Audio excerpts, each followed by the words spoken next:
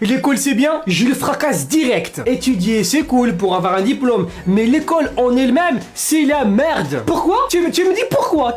Tu veux que je te gifle quoi? Tu mets ton réveil à 7h et effectivement, tu te réveilles à 7h. Le problème c'est que tu es déglingué. Du coup, tu te dis, bon c'est pas grave, encore 5 minutes. Et pendant ces 5 minutes là, il se passe un truc de fou. Tu prends ta douche, tu t'habilles, tu prends ton petit déjeuner, tu vas à l'école, sauf que le problème, c'est que t'es encore dans ton lit. T'étais en train de rêver, alhamar. Alors lève-toi, parce que là il est déjà 7h45. Si tu commences à 8h, c'est foutu. Ça me l'a fait plusieurs fois ce délire, c'est un truc de ouf. Et quand t'arrives effectivement en retard à l'école, il faut passer, en tout cas pour moi c'était comme ça, à la conseillère principale d'éducation. Sauf que le problème, elle est conseillée rien du tout. Elle débutait juste des heures de colle, c'est tout. Alors, monsieur Blédard, vu que vous êtes en retard, je vais vous conseiller 2 heures de colle. Ça va bien vous faire... Hamara. J'ai pas de besoin de 2 heures de colle, espèce de saloperie. Et le problème quand t'arrives en retard, c'est que tu cherches un motif. Tu cherches, dis putain, qu'est-ce que je vais dire au prof, qu'est-ce que je vais dire au prof. Et des fois, t'es con, tu vas dire la vérité. Donc le prof, il te dit, ouais, pourquoi tu es venu en retard? Bah, le réveil n'a pas sonné.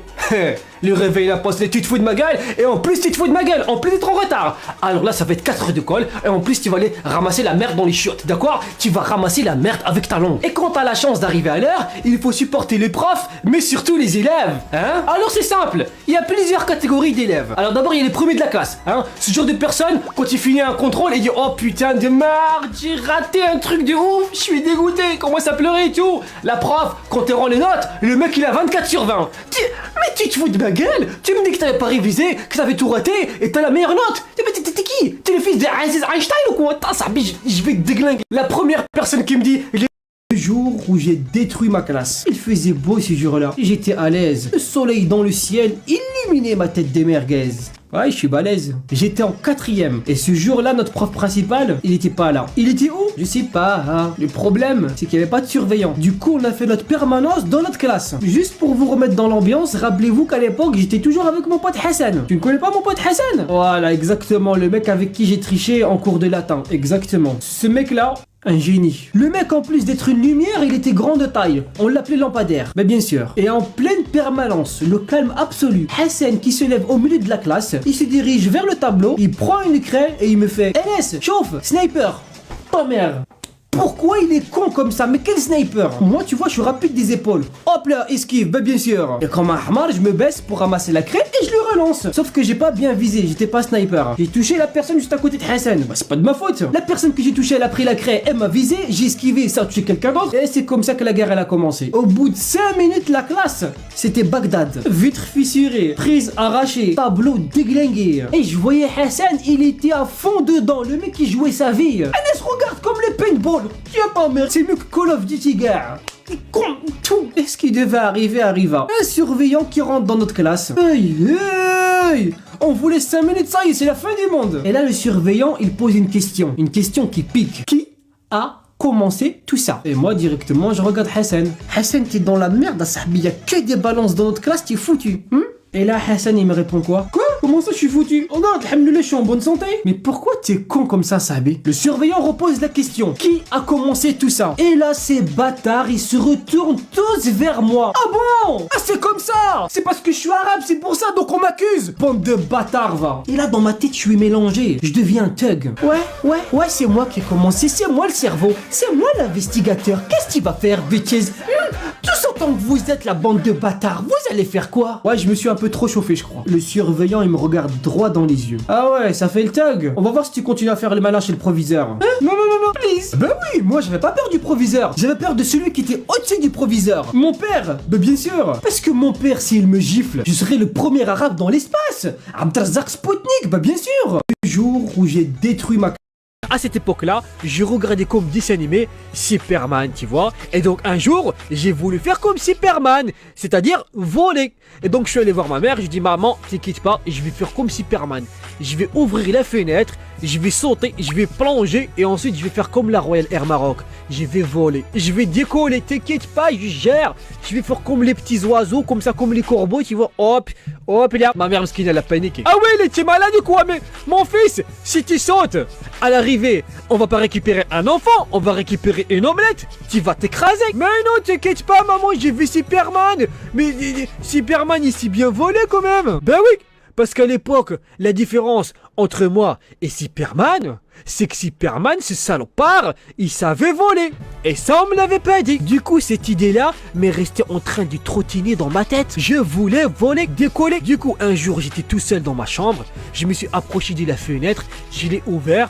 Et je me suis penché. On habitait au 11e étage. Tu sais c'est quoi, 11e étage? Les gens, quand tu les regardes en bas, on dirait des petits moutons, des petits boutons, comme ça, des boutons, comme tu veux. Et ma mère, heureusement qu'elle était là, elle m'a vu se pencher comme ça au-dessus de la fenêtre. Et s'est dit, si je crie, ouais, si j'écris, le miskin il va avoir peur comme ça, il va trembler comme une petite feuille d'automne, il va tomber.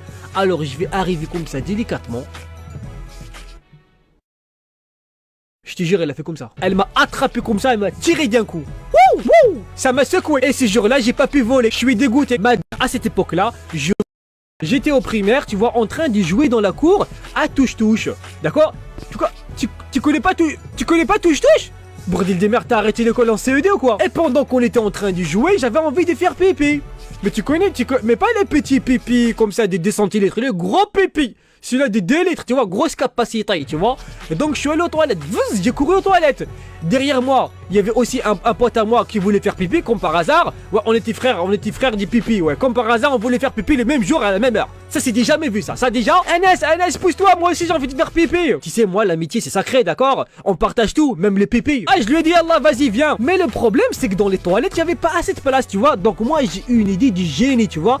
J'ai escaladé sur la cuvette, là où t'appuies pour que les pipis partent. Je suis monté dessus. J'étais déjà MacGyver, ouais. Je suis monté dessus comme ça, et lui, il est resté en bas, tu vois. Et donc, j'ai commencé à faire pipi, tu vois. Et lui, il était en bas, il faisait pipi aussi. Sauf qu'à un moment donné, j'ai dérapé. Bah oui, cette situation m'a fait rigoler. Donc, tu sais, quand tu rigoles et que tu fais pipi, t'as du mal à viser, tu vois. Ta cible, elle bouge, tu vois. T'es pas vraiment un sniper d'élite. Du coup, le pire arriva. J'ai fait pipi sur sa tête. J'ai fait pipi sur sa tête. Oui, monsieur, oui, madame.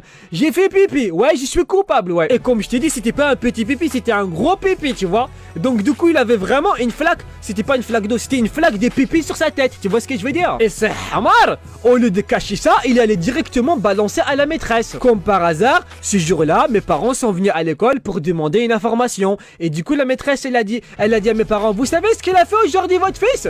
Mes parents, ils ont dit, bah non, je sais pas, il a eu une bonne note, qu'est-ce qui... Hein? Il a fait pipi sur la tête de son copain? Mais c'était vraiment ton copain ou bien c'était vengé la hama? C'était ton... Ah bon?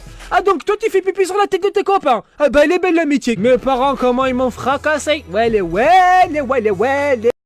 Cette histoire se passe en 1996, alors que je suis encore à Rennes, en classe de CE1 et que j'ai 7 ans. Pour l'instant, tout se passe bien. Sauf que j'ai une maîtresse que je ne supporte pas, qui s'appelle Madame Pétasse.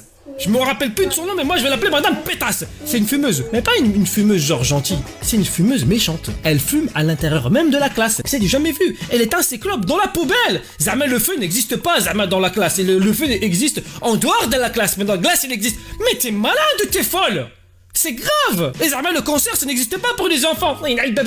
Ça m'énerve. Non, désolé, je suis un peu énervé, c'est pour ça. Donc vu que je n'aimais pas cette prof et que je me faisais chier en CE1 parce que moi je savais lire et que les gens ils savaient pas encore lire. Ils étaient encore en train de déchiffrer A, B, ta mère, tu vois pas que c'est A et B ça fait AB. Ou la B, C ça fait BS. Ou bien C et D ça fait etc. Tu vois, les gens ils ne savaient pas, moi je savais. Parce que moi j'étais un génie. J'avais déjà un gros crâne, Roya, gros front, laisse tomber Roya. Bref, j'ai fait une connerie. Je sais plus ce que j'avais fait. Mais la maîtresse décide de me mettre au coin. Mais pas au coin, Zama, à l'arrière de la classe. Non, au coin, devant tout le monde. C'est-à-dire que toi t'es au coin, tu vois le coin il te regarde, toi tu regardes le coin il te regarde, ça fait coin. Et les gens ils te regardent. Double honte. Pour moi c'est une double peine. Je suis désolé. Et à un moment donné, j'ai envie de faire pépé. Ah, je te jure. Ah, ma vessie Roya, elle allait exploser. Elle était sous pression. Je regarde mon sgeg me regarde. Je regarde mon sgeg me regarde. À un moment donné, il me fait Roya. Et je vais lâcher. Je fais comment ça tu vas lâcher, wesh? Il me dit j'ai plus de frein. Il m'a dit je vais lâcher, j'en ai rien à foutre, je vais tout péter. Je dis non, vas-y s'il te plaît. Je me retourne. Madame, je peux aller aux toilettes s'il vous plaît? Alors là, jamais de la vie. Avec un tel comportement exécrable, tu n'iras pas aux toilettes. Ah ouais. Tu vois, là, elle a réveillé la bête en moi, Roya. La bête féroce, Roya. J'ai regardé mon sgeg, j'ai dit... C'est maintenant. Roya, je te jure, j'ai commencé à pisser. Wallah, j'ai fait pipi, j'en avais rien à foutre. Les gens, pas les gens, la pression, pas la pression. Et rien à foutre. Tu sais, quand tu commences à pisser, quand t'as vraiment la vessie remplie, que tu commences à pisser, et que ça fait du bien. Tu peux pas t'arrêter. Tu ne peux pas t'arrêter, c'est pas possible, Roya. Donc j'étais là... Et quand tu finis, là tu réalises qu'il va y avoir quelques problèmes. Hein? Tu regardes le sol, tu vois qu'il y a une flaque, qu'il y a une petite flaque qui commence à se former. Tu sens que tes jambes elles sont bien chaudes. C'est pas à cause du chauffage, Roya. Tu te dis bon, il y a l'odeur, il y a le bruit. Comment je vais m'en sortir? C'est la double honte, Roya. Et bah vous savez quoi? Le sol était de couleur jaune beige dégueulasse. De sorte qu'on voyait pas trop mon urine. On croyait que c'était un petit peu d'eau. J'ai dit wallah je bouge pas. Parce que si je bouge ça fait du bruit. Si je fais du bruit je me fais griller. Roya c'est mort, je bouge pas. Wallah je bouge pas. C'est bon Anas, tu peux retourner à ta place. Voilà, j'ai marché une grande enjambée comme ça, j'ai enjambé la flaque d'eau, mais le problème c'est que j'avais une salopette de couleur bleue, c'était du bleu jean, tu vois. Ça se voyait pas trop que c'était mouillé, mais ça se voyait quand même. Pendant toute la journée, jusqu'à 18h, Roya, j'étais comme ça. Cette histoire se passe en... Ma première bagarre. À l'époque, je devais avoir 8 ans et demi ou 9 ans moins le quart, mais j'étais déjà un fou. Je mangeais des céréales le matin, sans le lait, rac, sans pitié, direct. Et ce jour-là, je me rappelle, on était un vendredi. Pourquoi un vendredi? Parce que j'ai mangé du couscous. C'était à l'école, il y avait un gars qui s'appelait, je me rappelle toujours, il s'appelait James. Il était d'origine américaine. Ses parents étaient venus directement de New York. Boum, ils étaient venus en France, d'accord? Et on a commencé à se disputer. Tu sais, quand t'es petit, tu te disputes pour rien du tout, tu vois, pour un bout de pain, tu vas te disputer. Et la bagarre, elle a commencé à cause de quoi? Et il m'avait dit, c'est l'arabe. T'as dit quoi? Moi, c'est l'arabe. Moi c'est l'arabe. J'ai pris ma douche ce matin s'il te plaît, alors arrête de dire des bêtises. Comme il a vu que j'étais un petit peu énervé, il s'est mis en position attaque. Mais tu vois, moi j'ai l'œil, moi on m'appelle Bison Futé, tu vois, moi j'ai l'œil, je vois tout ce qui se passe, tu vois. Donc quand j'ai vu qu'il allait m'attaquer, et moi je me suis défendu, tu vois. D'abord j'ai commencé à esquiver. Hop là, esquive de l'autre. Hop là, esquive du lézard. Tu vois, pendant 5 minutes, je faisais des esquivages, tu vois, je faisais l'essuie-glace comme ça, hop, hop, hop là. Et tu sais, quand t'es petit, tu te bats de manière un petit peu désorientée, tu vois. Lui, il se battait comme une sauterelle sauvage. À un moment, avec mon œil aguerri, j'ai vu qu'il y avait une ouverture, qu'il y avait une possibilité de mettre un petit crochet, si tu vois ce que je veux dire. Donc tu vois, je suis arrivé avec toute ma force. N'oublie pas, j'avais 8 ans et demi, 9 ans moins le quart, d'accord? Je suis arrivé comme ça, toute la haine, toute la rage. Oh, tu vois, oh, j'avais mal à la gorge, tu vois, j'avais très mal à la gorge. Je suis arrivé, j'ai fait... Et tu vois, au moment où j'ai fait ça, je te jure, j'avais l'impression que tous les Arabes du monde et la planète, ils poussaient comme ça mon coude pour m'aider, tu vois. Je l'ai touché, et il a fait le bruit d'une machine à laver. Boum! Je l'ai tapé 3 fois dans le ventre, m'sken. Je te jure, c'est pas, il s'est plié de rire, il s'est plié de souffrir. Mais le problème, c'est que moi, j'avais peur d'un seul truc. Du père, du mec. Parce que au primaire, c'est les parents qui viennent te chercher, tu vois. Et mon père, lui, il venait toujours en retard. Donc je me suis dit, oh là là, si son père il vient avant le mien, je suis foutu, il va m'attraper, il va m'étrangler, tu vois. Et ce jour-là, j'ai prié, j'ai dit, s'il te plaît, papa, vite, ramène-toi, sinon je suis foutu. Où t'es, papa, où t'es? Où t'es, papa, où t'es? Où t'es, papa, où t'es? Je vais me faire éclater. Et ce jour-là, mon père, il est arrivé. On avance, même pas à l'heure, on avance. Un miracle, je te jure. Ma première bagarre. Deuxième fois où j'ai triché, je m'en rappellerai toute ma vie. J'étais avec un pote. Déjà ça commence mal. Quand tu essayes de tricher en groupe, de manière coordonnée, ça marche jamais. Et ce pote là, il avait pas le temps. Mais quand je te dis il avait pas le temps, même quand sa mère elle était enceinte de lui, il est pas resté 9 mois dans son ventre. Au bout de 6 mois il s'est tiré. Il m'a dit ça, mais il faisait trop chaud, je me suis cassé. Je dis mais t'es malade ou quoi? C'était un prématuré. Même son cerveau il était prématuré. C'est pour ça qu'il était pas fini dans sa tête. Il était pas fini du tout, je te jure. Il m'a dit t'inquiète pas Anas, on va tricher. On va pas se faire choper. J'ai dit ok, c'est foutu. Il est où le bureau de directeur? Ah moi je me casse. Ouais, mais t'es malade ou quoi? C'est fini, on va se faire attraper. Il m'a dit ouais Chanus, t'es pas courageux. Je fais attends. Je suis courageux mais pas suicidaire. La claque de mon père, tu l'as jamais goûté. Il m'a dit ouais ça c'est vrai ça. Il m'a dit mais t'inquiète pas, ça j'ai un plan du tonnerre. C'était en cours de latin et c'était Madame Aptel. Oui, la femme de Monsieur Aptel. Je vous jure que c'est vrai. Mon pote il m'a dit t'inquiète pas, on se met au fond de la classe. Je fais bah ouais c'est normal, tu vas pas te mettre devant, elle est en train de recopier le hamar. Il m'a dit t'inquiète. Ça c'est que le début du plan. Je fais Allah, c'est quoi la suite? Je lui ai fait wesh frère, c'est bon, on est au fond de la classe. C'est quoi la suite du plan? Il a ouvert son sac, cours de latin. Imaginez-vous, il y a 35-40 personnes. La prof elle est là-bas, elle fait des rondes comme ça, elle passe entre nous. Qu'est-ce qu'il fait? Il ouvre son cartable. Oh calme, il est fou. Il prend son livre, carrément le livre, tu sais le livre des cours de latin. Il le pose devant lui et il commence à recopier. Il m'a dit t'inquiète pas, j'ai vu ça dans un film. Plus c'est gros et plus ça passe. J'ai fait quoi pour mériter un pote aussi petit con comme ça, Sabi. Mais t'es malade ou quoi, wesh? Comment ça, plus c'est gros, plus ça passe? Ça passe pas. Ça passe pas du tout, on va se faire déglinguer. Il m'a dit pourquoi tu stresses? Pourquoi tu stresses? On dirait une petite fillette là, comme toi, Sabi. Ok, je me calme, je me calme. La prof elle est là-bas, elle arrive, elle est en train de faire. Qu'est-ce que tu vas lui dire? Tu vas lui dire quoi quand elle va arriver? Elle me dit t'inquiète pas, j'ai tout prévu. Je fais ok, on va voir. Et ce qui devait arriver arriva. Elle se pointe en face de nous. Elle voit bien qu'on a les livres des cours en face de nous qu'on est en train de recopier. Elle nous pose cette question là. S'il vous plaît, messieurs, vous faites quoi? Ouais, je suis en train de faire le contrôle. Au calme, comme tout le monde là. Ah bah c'est une belle manière de faire le contrôle, avec les cahiers du cours en face de vous. Non, ça... c'est mon agenda. Je vois mon pote, ce bâtard, il est mort de rire. Pourquoi tu rigoles? Tu m'avais dit que t'avais tout prévu, tu te fous de ma gueule ou quoi? Ouais, j'avais tout prévu. Sauf cette situation là. Deuxième fois où j'ai triché, je m'en rappellerai toute ma vie. J'étais avec Mon petit frère, ça fait longtemps que je le connais. Depuis tout petit, mais bien sûr. la première fois que j'ai croisé mon petit frère, c'était à l'hôpital. Pour moi, il faisait trop le malin, il avait 2 jours. Je te jure. Je rentre comme ça dans la chambre d'hôpital et tout, et moi à l'époque j'étais un thug. Un vrai thug. J'étais en CP. Si, je te jure. Je rentre à s'habiller au calme et tout, on me dit ouais voilà c'est ton petit frère. Je fais quoi?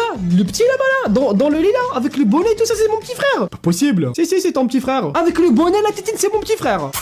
Ouais, c'est ton petit frère. Sérieux? Donc je m'approche du berceau et je commence à lui parler. Rappelez-vous que je suis un thug. Wesh frère, bien ou quoi? Écoute, ici c'est moi le grand frère, ok?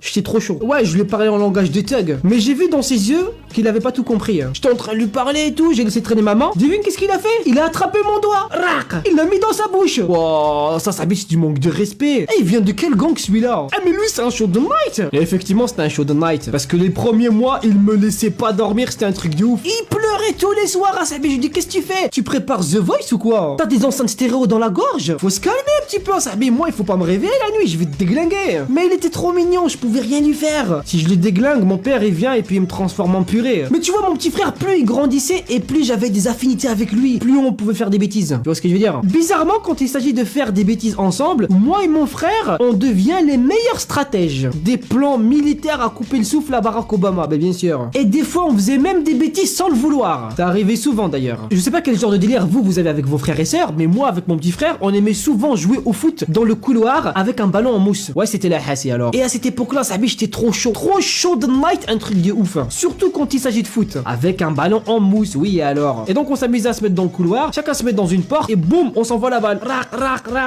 À un moment donné, j'étais trop chaud, mais vraiment trop chaud. J'ai tiré à Sahabi, on aurait dit que j'étais en coupe du monde. Pah, la balle, elle a décollé à Sahabi, elle a touché le mur, elle a rebondi, elle a touché l'ampoule, elle a pas aimé. Elle est tombée, elle s'est fracassée. Et là j'ai eu peur. Mon petit frère aussi. Je l'ai regardé comme ça et j'ai pu voir dans son regard un truc du style papa et maman, ils vont nous niquer. Ouais, je sais, on est dans la merde. Du coup je fais à mon frère, hey, tu dis rien, t'as rien vu, t'as rien entendu ici, il s'est rien passé frère. T'inquiète, ça reste entre nous, dossier classé, secret défense, y a pas de souci. Ferme la bouche, je ferme, je jette la clé, bah bien sûr. Mon petit frère, ça fait longtemps que je le... Les chats. Alors les chats en France et les chats au bled, ça n'a rien à voir. Les chats en France, ils sont gentils et tu regardes avec le regard doux. Ils ont le poil soyeux et mangent bien. Ils ont même des passeports. Oh, des passeports. En France, quand un chat il fait des bêtises, tu lui dis quoi? Félix, non, arrête de me regarder avec ton air trognon, tu as fait des bêtises, tu seras privé de dessert, d'accord? Tu crois qu'au bled on leur parle comme ça ou quoi? Je fais délirer celui-là. Parce qu'au bled, le chat il a... Comment tu veux le priver de dessert s'il a même pas d'entrée ni de plat de résistance? Ça va pas ou quoi? En France, quand on veut dire à un chat de partir, on lui dit s'il te plaît Félix, arrête, laisse-moi tranquille, on jouera tout à l'heure, allez arrête tes bêtises, allez va jouer avec tes amis dehors et tu reviens pas trop tard, d'accord? Au bled, nous avons une expression internationale pour faire comprendre au chat de dégager tout de suite, sinon ça va chauffer pour lui. Sob. Tu vois cette expression là? Sob. Eh ben je te jure, les chats, quand il entend ça, il dégage tout de suite. Allez, c'est parti. Hop, ça sent la merde pour moi, je dégage. Les chats du bled, ils sont élevés à la dure. Je te jure, un chat du bled, tu l'emmènes à Koh Lanta. Tu vois, dès que l'épreuve des poteaux, il te le fait sur une patte. Et tranquille, à l'aise, sans difficulté. La plupart des chats au bled, moi je les appelle des mécaniciens. Ils dorment sous les voitures, les pauvres. C'est pas cool ça. Moi ce que je propose, c'est qu'on ramène tous les chats de France, on les ramène au bled pour qu'ils fassent un stage de formation militaire. Je te jure, ça va les changer. Ben oui, rien que dans le regard, un chat du bled, et il peut te faire douter et même te faire changer de trottoir. La dernière fois, alors que je me promenais dans le bled, sur le même trottoir, il y avait un pitbull et un chat qui se sont croisés, d'accord? Quand le pitbull, il a croisé le chat, je te jure, c'est lui qui a fait miaou. Les chats. Alors les chats... Qui paraît, tu déprimes un petit peu, parce que c'est bientôt la rentrée. T'as pas trop envie de rigoler. Mais attends, t'as de la chance, au moins il est là. Ben oui, il est là. Le blédard est là. La merguez est là. Bah oui, je suis là, moi, tu fais rigoler, toi. Le blédard est là. La merguez est là. À ce qui paraît, tu préfères les merguez. Wallah al-adim, t'as raison, car cette met bien à l'aise. Mais attends, si tu vas pas à l'école, comment tu vas faire pour acheter des merguez, hein? Tu vas faire du braquage de boucherie halal? Mais ça va pas ou quoi? En plus, le médecin Blédard, il recommande au moins 5 fruits et merguez par jour pour rester en forme, si tu vois ce que je veux dire. Et moi, c'est ce que j'ai fait. Tu crois que j'aime l'école ou quoi? J'aime pas l'école, je déteste ça. Mais je me suis lancé dans l'école pour faire mon business des merguez. Ben oui. Et depuis, alhamdoulilah, ça va mieux. Attends, alors arrête de déprimer, il faut pas déconner là. Ben oui, parce qu'il est là. Comment ça, qui ça? Hamid, balance la sauce. Le blédard est là. La merguez est là. Bah oui, arrête de déprimer, rigole un petit peu. Le blédard est là. La merguez est là. Ça fait plaisir. Qui paraît. Mais avant de pouvoir donner ton sang, ils vont le tester. Bah bien sûr. Tu crois que tu vas donner ton sang comme ça ou quoi? Eh, c'est pas du Coca-Cola, hein. Ils vont te piquer, ils vont prendre la petite goutte de sang, ils vont l'analyser, ça prend quelques secondes, pour déterminer le taux de fer. Et si tu as un taux de fer trop faible, tu peux pas donner ton sang. Ah bah bien sûr. Tu sais combien j'ai eu au test? 19. La meilleure note de toute ma vie. Mais je lui dis ça fonctionne comment? C'est 19 sur 20, 19 sur 30, 19 sur 40? Il m'a dit non, juste 19. Ah ok. Et là je pouvais donner mon sang, j'étais content. Sauf que la joie elle a duré quelques secondes. Parce que l'infirmière, je crois que c'était une secpa. Elle a mis au moins 30 minutes pour trouver ma veine. Et une fois qu'elle l'a trouvée, elle m'a piqué au moins 10 fois. À un moment donné je me suis énervé, tu vois. 10 piqûres, ça fait mal. Elle a cru que j'étais Iron Man ou quoi? T'as cru que mon bras c'était du gruyère ou quoi? Ça fait une demi-heure que tu le piques comme ça, mais ça va pas la tête ou quoi? Ça fait mal. Oui monsieur, je suis désolé, vous avez une peau épaisse, on dirait une peau de crocodile. Attends. De 1, c'est ta mère le crocodile. Ton père l'alligator, d'accord? Je suis gentil, je viens donner mon sang et tu me traites de crocodile. Avec ta tête de salto arrière. Bon, 10 minutes plus tard, elle a trouvé ma veine. Enfin. Et là, je vois mon sang. Et il est rouge. Je dis tiens, c'est bizarre. Même chez les blédards, il est rouge. Franchement, beau gosse, hein. Alors, madame l'infirmière, hein, il est pas beau ce sang. Je suis sûr, t'as jamais vu de sang aussi beau de ta vie. Elle remplit une pochette, 2 pochettes. Je lui dis oh, t'as cru que c'était la porte ouverte du sang ou quoi? Elle m'a pris 600 millilitres. Elle est malade ou quoi? 2 canettes de coca, frère. Sauf que moi, mon sang, il vaut pas 1 euro la canette. T'es un déglingo quoi. Elle m'a enlevé l'aiguille, je me suis levé, je suis tombé. J'avais l'impression que la terre avait accéléré. C'était une sorte de manège dans ma tête. Elle m'a ramené des gâteaux, des jus. Franchement, j'ai bien mangé. Ça fait plaisir. Je lui dis merci, au revoir, salut. Et en sortant de la salle, je croise mon pote. Je lui fais alors, t'as donné ton sang? Comment ça s'est passé? Il m'a dit non, j'ai pas donné mon sang. Je lui dis bah pourquoi? Il m'a dit ils ont refusé. Ils ont refusé? Attends. Ils ont refusé ton sang? Mais pourquoi? Parce qu'il était trop puissant. En fait, mon pote, c'était un blédard du Cameroun. Et tu sais qu'au Cameroun, ils ont pas les mêmes maladies qu'ici en France. Non, pas du tout. Les moustiques là-bas, c'est des avions. Du coup, il avait beaucoup plus d'anticorps que la moyenne. Ils lui ont dit, monsieur, si jamais on donne votre sang à une personne qui a toujours vécu en France, son corps, il va disjoncter. Mais avant de pouvoir donner ton sang, ah, l'école et moi, ça n'a jamais été une histoire d'amour. Ah ouais, et pourtant en maternelle, j'étais un très bon élève, un très bon élément. Et je coloriais très bien, je dépassais jamais, toujours des 10 sur 10. C'était parfait, je voyais déjà mon avenir tracé dans le coloriage, tu vois. Mais arrivé au primaire, une vraie turbulence. J'étais turbulent, hyperactif, j'arrêtais pas de bouger partout. On m'appelait la fusée de Warzazat. Allô Houston? Ouais, on est à Blédard. Arrivé au collège, là c'est l'engrenage. Je tombe dans un gang. Le gang des footeux. J'arrêtais pas de jouer pendant la récréation foot, à midi le foot, l'après-midi le foot, quand je rêve le foot. Faut arrêter un petit peu. Du coup les études c'est passé en second. Mais bon, j'étais pas un mauvais élève pour autant. J'étais, comment dirais-je, dans la masse. Je me noyais tel une petite anguille sous les rochers dans la masse, d'accord? Arrivé au lycée, et j'étais plutôt pas mal. Ouais, enfin heureusement j'avais échappé au redoublement de ma seconde. Ah bah oui, une fois que tu passes en seconde, et tu vas pas passer en troisième.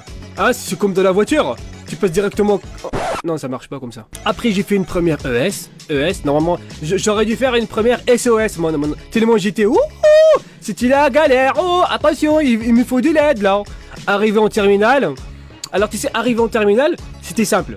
Avant de passer le bac, il y avait un conseil de classe, d'accord? Et il disait, et les professeurs se réunissaient, tu vois, avec leurs petites lunettes, leurs petites cravates, les chemises, tout ça. Et ils disaient, ouais, alors tel élève, on le voit bien avoir son bac. Celui-là pas trop, celui-là passable. Tu sais qu'est-ce qu'ils ont dit à bébé? Et ils ont dit, il doit faire ses preuves. Et wallah al-adim, quand ils ont dit, doit faire ses preuves, j'ai dit, pas de soucis. Pas de soucis. j'ai retroussé les manches de ma djellaba, j'ai mis mon trabouche, et pendant 2 semaines, ou là 1 semaine, eh ben j'ai révisé comme un salope. Non, faut pas dire des gros mots. J'ai bien révisé, tu vois, j'ai bien révisé, j'étais à fond dedans, j'ai oublié le foot, footix, tout ça j'ai oublié, et j'ai eu mon bac. J'ai eu mon bac avec la mention. Ah, un blédard avec la mention. C'est magnifique, hein? Qui c'est qui a dit que les blédards ils savent pas étudier? Fais délirer celui-là. If you want an open world Il y a plein de trucs que je déteste dans la vie. Les faux rappeurs. Ah ouais non, faut arrêter hein, parce qu'il y en a qui commencent à débuter dans le rap, ils se prennent déjà pour Eminem et Tupac hein. Ouais gros, moi je suis un gentil. Tu sais que quand je vais au bowling, eh ben j'ai des quilles. Non, mais non, non pas du tout. T'es en train juste de violer mes oreilles. Alors pour l'amour du siècle, pour l'amour de l'humanité, arrête ça tout de suite. Merci cordialement. Quand Facebook me fait des suggestions d'amis. Non! Ça va pas du tout! Facebook, faut que t'arrêtes ça tout de suite! Je n'ai rien à foutre de tes amis que tu me proposes, hein! Ça veut dire quoi? Ça veut dire que j'ai pas d'amis? Je te fais tellement pitié que tu me dis, allez, tiens, je te suggère des amis, fais-toi plaisir, bonne année. Non! J'ai pas envie! De toute façon, sur Facebook, les amis, ça sert à rien. Les gens, ils vont t'ajouter. Écoute bien, les gens, ils t'ajoutent, et quand tu leur parles, ils te disent, c'est qui? Comment ça, c'est qui? Tu me rajoutes et tu me dis c'est qui? Tu te fais vraiment... Toi tu te fous vraiment de ma gueule toi, attention hein. Les gens quand je leur tiens la porte et qui passent devant moi sans me dire merci. Attends mais ça... Tu rigoles là j'espère hein. Attends, tu m'as fait perdre 30 secondes de ma vie quand même. Hein? La moindre des choses c'est de me dire merci. Non, toi tu passes normal, tranquille, je te tiens la porte, tu crois que je suis portier professionnel c'est ça? Tu veux faire les malins, pas de soucis. La prochaine fois que tu passes devant moi, au niveau de la porte, tu arrives, rac, je t'éclate la porte dans le nez. Comme ça je pourrais te dire bonne année. T'as compris la blague? Allez rigole.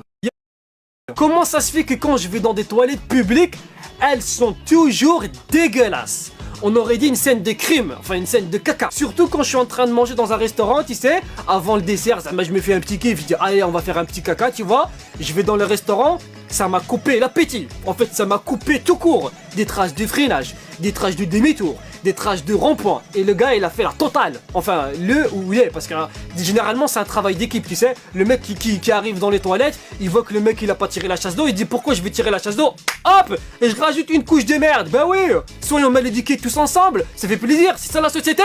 C'est ça la société. Ça m'énerve. Au supermarché, comment ça se fait que je tombe sur la caisse la plus pourrie? Hein? La caisse la plus lente, la caisse où les gens ils veulent payer avec des chèques cadeaux, les gens ils veulent payer en faisant des bisous, en faisant des danses du ventre, la caisse où le mec il lui dit ah bon c'était à 4 euros mais là-bas c'était marqué 3,89€, ah non pour 11 centimes je veux être remboursé, connard. Tiens, je te rembourse et vas-y dépêche-toi. Ou bien aussi les gens qui veulent passer devant toi. Je la dernière fois j'étais à la caisse, il y a une petite vieille qui arrive, une petite vieille, oui, elle passe devant moi du normal. C'est pas parce que t'es né en 1914 que je vais te laisser passer devant moi. Hein? Tu me demandes, monsieur l'arabe, s'il vous plaît, vous êtes gentil, même si vous avez la barbe, est-ce que je peux passer devant vous? Là je t'aurais dit oui. Mais là c'est je lui mets une balayette, voilà, je dis la vérité, je lui mets une balayette, qu'est-ce qu'il va me faire, hein? Elle l'avait mérité, je suis désolé. Comment? Moi c'est pas l'école qui m'a traumatisé, c'est les profs. Ah oui, je te jure comme par hasard, je tombais toujours sur les pires professeurs de l'école. Comme par hasard, hein. Et pour moi le numéro 1 du top pire professeur de l'école, les profs qui puent de la bouche. J'avais un professeur qui puait tellement de la bouche, on aurait dit qu'il mangeait les couches de son enfant. Ça avait normalement les couches, quand tu changes les couches de ton enfant, tu les mets dans la poubelle. Non, lui peut-être qu'il les mangeait. On dirait comme un petit tagine. Mais ça se fait pas. On mange pas les couches. Et ce prof-là, comme par hasard, il voulait que je me mette en face de lui. Mais pourquoi? Mais pourquoi tu veux que je me mette en face de toi, Sahbi? Tu veux que je meure jeune, c'est ça? Tu veux que je meure jeune? Laisse-moi tranquille. Et avec ce genre de prof-là, tu étais obligé de comprendre du premier coup, hein. Sinon, il venait juste à côté de toi, tu vois. Il se rapprochait délicatement et il commence à te parler. Ah oui, alors là, quand il commence à te parler, c'est Tchernobyl. Ah, t'as les oreilles qui commencent à fondre, t'as la barbe, elle commence à tomber toute seule, les sourcils, hop, ils tombent. C'est de la folie. Moi j'ai dit que les profs qui puent de la gueule, eh ben on devrait prendre leur bouche et les mettre en prison. Parce que franchement c'est criminel hein. Je suis venu étudier, je suis pas venu asphyxier à ce que je sache. Ou même. Mais t'as aussi les profs sévères. Mais sévères pour rien du tout. Ah là là, moi tu sais à chaque fois je venais en retard. Ben oui je suis un arabe. À chaque fois que le prof il me disait Anas demain tu viens à l'heure d'accord? Je disais Inch'Allah. Et tu sais qu'en arabe tu dis Inch'Allah, c'est foutu. Du coup tous les matins je venais en retard tu vois. Et le professeur il disait d'accord, Anas. D'accord, donc toi tu viens chez moi à n'importe quelle heure. Tu crois que mon cours c'est une merguez partie ou quoi? Alors pour monsieur Anas qui se croit au-dessus des autres, hein, ça sera 4000 heures de colle avec 40 pagines à préparer pour demain. Allez dépêche-toi, dégage. Mais pourquoi tu es aussi sévère avec moi comme ça? Je suis gentil, je suis une petite gazelle qui gambade tranquillement. Pourquoi tu veux m'attacher à un poteau espèce de salopard? Moi c'est pas T'as aussi les profs dépressifs. Ah, je te jure, le prof, il vient à l'école, on dirait que c'est lui l'élève, tellement il est déprimé, m'skin. Si t'es déprimé, reste chez toi, fais-toi une petite merguez, un petit tagine pour te remonter le moral. Pourquoi tu viens à l'école, hein? Le prof dépressif, rien quand il fait l'appel, tu sens m'skin qu'il a envie de mourir. Mathieu, Pascal, Anas, le salopard. On dirait quand il fait l'appel, il fait la liste des personnes qui vont être exécutées à la fin de la journée. Oh! Mets un petit peu des joyeusetés, mets un petit peu des hop là, des danses du vent, des danses des épaules, fais un petit peu comme ça, détends-toi un petit peu quand même. Et bien sûr, les meilleurs professeurs de toute l'école, c'est les professeurs des sports. Bah oui, le mec il est payé pour courir, pour faire du basket, pour... Tu rigoles quoi, le professeur des sports, c'est celui-là qui fait le moins de sport dans toute l'école. Il est là, il te regarde, vas-y cours. Ouais, ça fait 4 minutes 17, cours plus vite. C'est toi cours plus vite à la hamar, moi depuis tout à l'heure je suis en train de gambader comme un petit lapin là. Mais bon, ils sont quand même gentils. C'est eux qui mettent le moins d'avertissements. Ah oui, les avertissements. Ah, les professeurs, ils te mettent des... Ah quoi, ils sont pas contents? Ils te mettent des avertissements, les professeurs. Mais tu vois, au lieu que ce soit un avertissement écrit, dis-les-moi comme ça. Anas, salopard, je t'avertis. Voilà, t'es pas obligé de prendre mon carnet et de mettre des avertissements. Parce qu'après, mon père, moi, à la maison, il m'avertit pas, moi. Direct, il passe à la contre-attaque. Mais bon, si ça allait quoi? Le Maroc. Alors pour moi, le Maroc, c'est le pays le plus convivial du monde. Ah bah oui, tu peux débarquer à n'importe quelle heure chez les gens, tu seras toujours le bienvenu, il y aura toujours un petit couscous ou un petit tagine pour toi, si tu vois ce que je veux dire. En France, c'est pas la même chose. Allô Jacqueline? Ouais, ça va? C'est Jacqueline. Ouais, dis-moi, tu fais quoi le 15 mai 2017? Ah, t'es occupé? Zut alors. Et le Maroc, c'est aussi le pays où tu peux parler dans la rue avec n'importe qui. Et comme si c'était Zahma ton meilleur ami que tu le connaissais depuis 20 ans. Ouais, c'est bon. Agis de Mac. Viens, je te parle 10 minutes. Ouais, c'est Mohamed. Agis, viens ici, je te parle 10 minutes. Viens, qu'est-ce qui t'arrive? Oh, t'as la diarrhée ou quoi? En France, j'ai essayé, ça marche pas. Non, mais dis donc, blédard. D'où tu me parles comme ça? On n'a pas élevé les cochons ensemble? Bien sûr qu'on n'a pas élevé les cochons ensemble. Hamar, tu l'as fait tout seul. Fais délirer celui-là. Et le Maroc, je crois que c'est le seul pays, peut-être avec le Mexique, où les policiers et les gendarmes, ils ont une moustache. Ah, c'est bizarre cette histoire. Pourquoi vous avez tous des moustaches? Hein? Il faut m'expliquer. Vous connaissez pas Gillette? Vous connaissez pas les rasoirs? Attendez. Et justement, le Maroc, c'est le seul pays où tu verras les policiers et les gendarmes faire du stop pour rentrer chez eux. Alors là, vraiment, c'est la courgette sur le tagine, ça. T'es sérieux, là? T'as mis des amendes toute la journée, tu crois que les gens, ils vont t'aider? Allez, dégage! Les taxis. les taxis au Maroc. Nari! Oh là là là là! Wow! Alors là, c'est un sujet sensible. Les taxis. Alors, les taxis au Maroc, c'est simple. Moi, j'ai connu les Fiat Uno, j'ai connu les Peugeot 205. Maintenant, ils essayent de se moderniser avec les Renault Logan. Mais tu sais, la plupart des taxis au Maroc. Oh là là! Oh là là là là! En France, tu rentres dans un taxi un par un. Tu vois, il y a qu'une seule personne dans le taxi. Au Maroc, ça n'existait pas. Au Maroc, nous, on préfère la collectivité. Tu vois ce que je veux dire? 4-5 dans le taxi, c'est pas grave. Quand on aime, on ne compte pas. Ma parole, tu rentres dans le taxi au Maroc, tu fermes la porte, le coffre il s'ouvre. Oh! Qu'est-ce qui se passe? C'est quoi ce délire? Je te jure! Au Maroc, les taxis ils sont pourris. Tu prends un taxi au Maroc, tu le retournes. C'est marqué fabriqué en Chine, détruit au Maroc. Ah ouais, ils sont tous détruits au Maroc. Mais bon, c'est tout ce qui fait le folklore et les charmes du Maroc. Les taxis ils sont pourris. Tu prends un taxi au Maroc, tu le retournes. C'est marqué fabriqué en Chine, détruit au Maroc. Ah ouais, ils sont tous détruits au Maroc. Mais bon, c'est tout ce qui fait le folklore et les charmes du Maroc. Wallah, au Maroc, il y a des trucs incompréhensibles. Il y a une route qui passe sous un tunnel. Au moment où tu sors du tunnel, devine qu'est-ce qu'il y a? Un passage piéton. Ah ouais, un passage piéton à la sortie du tunnel. Moi, j'appelle ça du bowling. Et cette route-là, elle était juste à côté de chez moi. C'est-à-dire que toutes les 5 minutes ou les 10 minutes, t'entendais... Poum! La. La sécurité, c'est un concept très relatif au Maroc. Hein. Par contre, au Maroc, il y a de l'ambiance.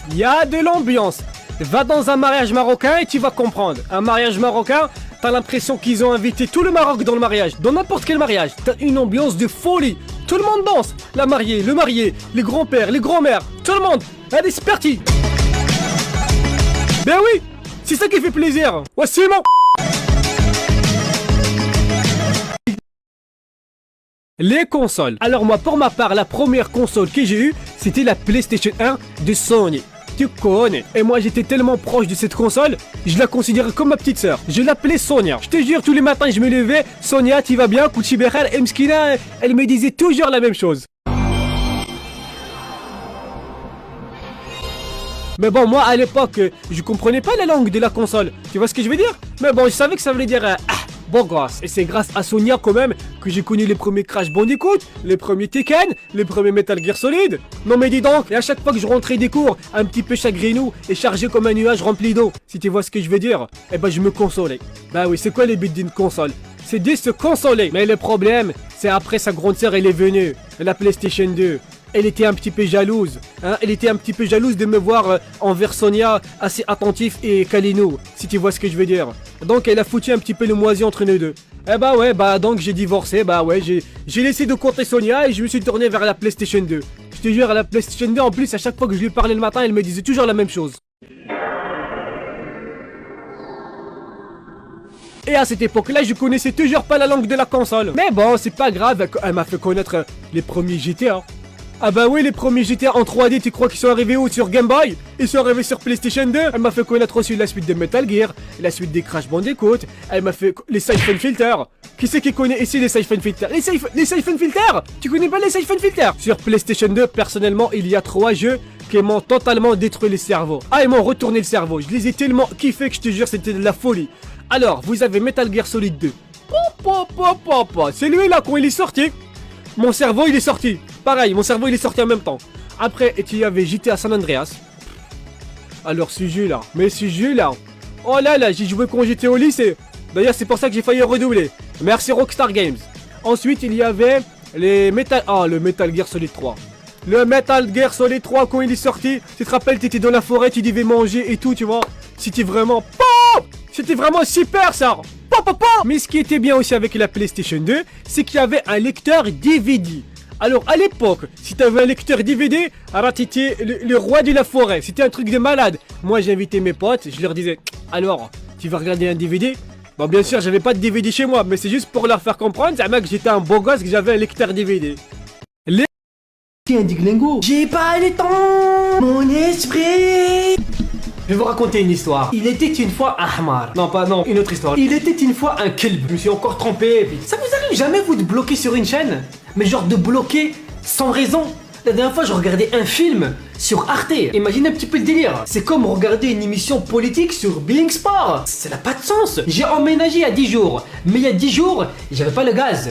Donc, qui dit pas le gaz, dit pas de douche chaude. Et donc, qui dit pas de douche chaude, bah dit un blédard malade. Du coup, quand le technicien il est venu pour me remettre le gaz, bah, moi je lui ai fait des bisous. Et pour inaugurer ce moment-là, je suis parti prendre une bonne douche chaude, ça fait plaisir. Mais les choses ne se sont pas passées comme prévu. Le mec qui a installé le robinet dans la douche, c'est vraiment un hamar. Mais pas un hamar de première catégorie, ni de deuxième catégorie, non. Lui, c'est un hamar olympique.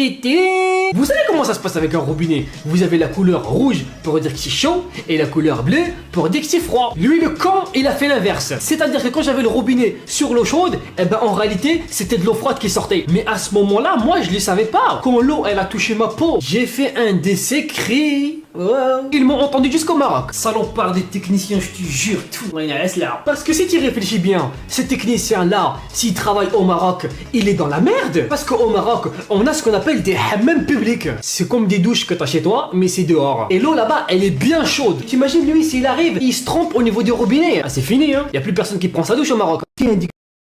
Je te jure, depuis tout petit, les gens, ils arrêtent pas de dire que je suis moche. Ouais, t'es moche, on dirait une tête de merguez. Connard. Bon, après, en même temps, les gens qui disent que je suis moche, eux-mêmes, ils sont moches. Donc ça veut dire que peut-être que je suis beau. Mais bien sûr, c'est comme les mathématiques. Moins et moins, ça fait plus. Non mais attends, je suis déliré celui-là, je te jure, malade mental. Bonjour. Donc vous invitez comme ça chez les gens au calme Ok, bah bienvenue alors, essayez-vous. Non, parce que moi, j'ai l'habitude de laisser une caméra tourner avec un micro, peut-être que des fois je dis des trucs intelligents, on sait jamais, tu vois. Non, parce qu'en ce moment, les commentaires, ils sont pas gentils. Ouais, pourquoi tu laisses pousser ton mono-sourcil, ça fait moche. Attends, ça fait moche. C'est juste pour plaire à ta mère. Fais délirer celui-là. Donc si toi aussi t'en as marre d'être moche et que tu veux être un beau gosse comme moi, suis mes conseils. Et hop, c'est parti.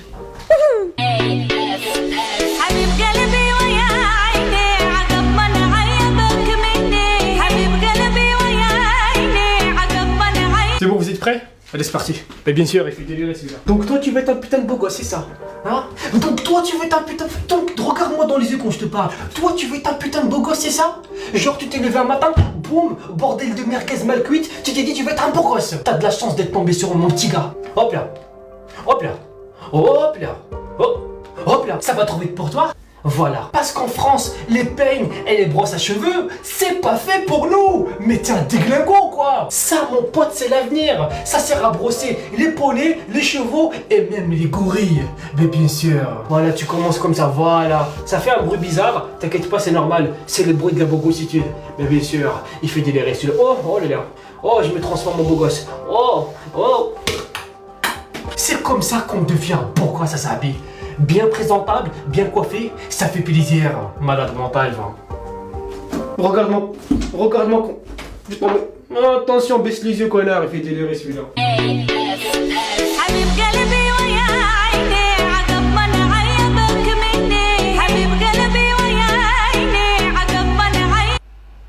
Alors, c'est qui le beau gosse?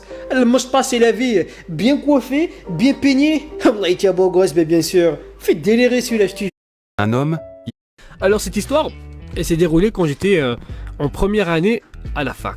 D'accord, j'étais à l'université et j'habitais juste à côté de l'université dans une résidence universitaire. Voilà, où il y avait que des étudiants, tu vois. Mais c'est pas ça le sujet. Le sujet c'est que dans cette résidence, j'avais des amis. Et parmi ces amis, j'avais un ami qui s'appelait Kevin. Ah ouais, tout le monde peut avoir des défauts, hein, il s'appelait Kevin.